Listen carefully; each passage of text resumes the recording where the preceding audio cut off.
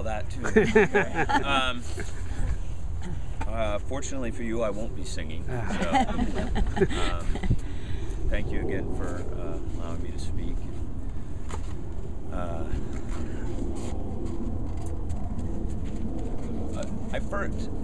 First time I ever saw Adam, I didn't really meet him. I think I just finished my freshman year in high school, and I was up at the Lair, and a buddy of mine from the Lair went to Akalani's, and he was a freshman there. And Adam, to this day, whenever I spoke to him, I'd tell him the story often, and he would still have no recollection why he was there, but I know he was there. He wasn't working there, but he'd come up, I guess, like you were saying. He just kind of randomly showed up. And he was with a buddy of his from high school, and my friend who was a freshman at Akalani said, "Oh, do you know who that is?" And I said, "No, I grew up in Santa Barbara. I don't know who that is." He goes, "Oh, that's Adam. He's really cool." I said, "Oh, okay, oh, that's cool." So, and he was, of course, dressed at that time because we were going miniature golfing down in Twainhart. So, of course, he was wearing plaid pants and a plaid coat tucked into Argyle socks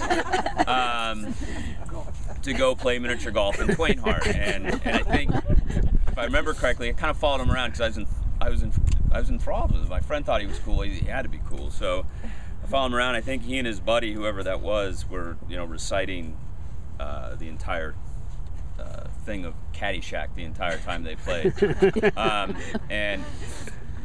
And I remembered that to that day. And then a couple years later, I'm camping there again. Adam, slightly older than I am, but not much. He was on staff. And I said, "Oh, that's that cool guy that my friend was talking about. That's that guy." And then a few years later, he was my teen director. And when I saw Adam as my teen director, I just, now I'm going to learn. I'm going to learn how to be cool because Adam's going to teach me. He didn't teach me that year, but later I got the opportunity to work at the Lair at Camp Blue. Came in as a late season replacement, they call us. Got brought of us up from the AA League to wash pots. And during 12th week, he was working 12th week like he often did, and he came into the kitchen like a firestorm with beer in hand, of course. And I'm like, "Hey, Adam, you don't remember me as your..." He's like, "Oh, yeah, I don't know if you remember me or not," but he claimed he did.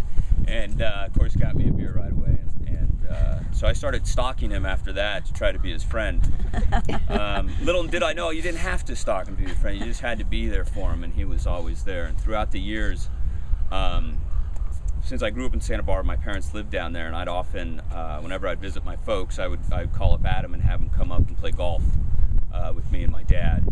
So the one nice thing is I got to share Adam with my parents, and they always enjoyed his company. And one thing they would always talk about is how neat he was and how unneat I was. So it was kind of, it was always like, why can't you be more like Adam? He would show up with, like, his suitcase was like about that big, and I don't know how he would pull his, like, Felix the Cat's magic bag. He'd just keep pulling stuff out of it, but it was always so neat. And my parents, and he was always so polite. And that was the amazing thing about him. You didn't expect, he was so much fun at the Lair, and he was this fun, wild guy, but underneath that, he was literally the most politest person I'd ever met in my entire life. And that has something to do with how you raised him. It was just amazing. He would always send thank you cards to my dad for letting him play golf, and he would send one to my mom for letting him stay in her house. And of course, my mom would often say, she'd go into the guest bedroom and say, "Was Adam even here?" Because he'd be so clean. And I thank God that we can all say that Adam was here. We can never say he wasn't. Because although he left a very clean room, he left a lot of good memories with us.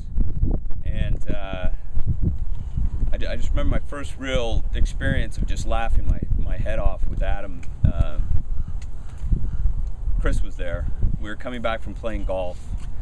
I think I was on staff that year, and they came up for one of the parties, and somehow along the line I lost my shoes, and to this, he always would bring that up. Anytime we played golf, he's like, "You're gonna leave your shoes on," and I don't know how many times we played golf. But, and we went to the Sonora Burger King, and it was about noontime, and Chris and Adam started ordering breakfast from the menu, and the nice person behind in the cabinet said, breakfast is no longer being served, and Chris, and I think it was Chris that said, "Well, you know what? I really like those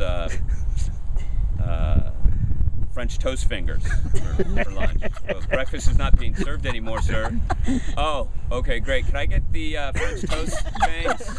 And then Adam kind of said, No, Chris, breakfast isn't being served anymore. "Could I get the French toast things?" And I'm in the back seat. I'm laughing my eyes. I cannot stop laughing. And I thought, they're going to be embarrassed by me because this little kid in the back is laughing is so hard, and I thought I was going to.